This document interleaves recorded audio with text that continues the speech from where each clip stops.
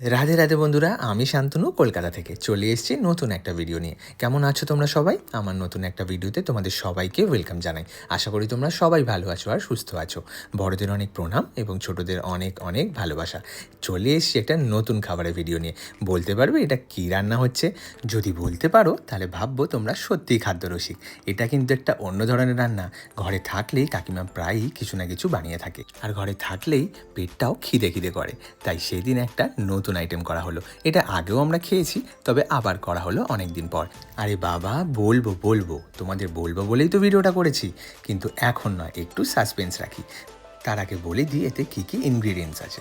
এখানে পেঁয়াজ, কাঁচা লঙ্কা, গোলমরিচ, কর্নফ্লাওয়ার আর বেসন আছে। আর আছে সেই জিনিসটা যেটা দিয়ে বড়াটা করা হচ্ছে। এটা আমার খুবই ফেভারিট একটা জিনিস, আমার তো খেতে দারুণ লাগে। আর আমার মনে হয় নাম শোনার পর তোমরাও বলবে এটা তো আমারও পছন্দ। ঠিক আছে, আর তোমাদের ওয়েট করাবো না, এটা কি হচ্ছে সেটা বলেই দিই। এটা হলো মোচার বড়া।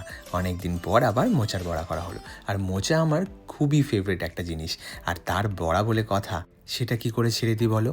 আর তোমরা তো অলমোস্ট সবাই জানো যে আমি কতটা ফুড লাভার, খেতে কতটা ভালোবাসি। আর যদি সেটা হয় পছন্দের জিনিস, তাহলে তো আর কথাই নয়। মোচার চপও খেতে দারুণ লাগে, সেটায় আরও কিছু ইনগ্রিডিয়েন্টস লাগে, সেটাও একদিন তোমাদের সাথে ভিডিও শেয়ার করব। তা বলো কার কার মোচা ফেভারিট? গরম গরম মোচার বড়া খেতে চায়, লাগে না বস? যারা খায় তারাই জানে, মুড়ি দিয়েও দারুণ লাগে খেতে। আমি তো এমনিই খেয়ে নিয়েছি। ভিডিওটা ভালো লাগলে অবশ্যই একটা লাইক অ্যান্ড কমেন্ট করো। দেখা হচ্ছে নতুন কোনো ভিডিওতে। And keep smiling.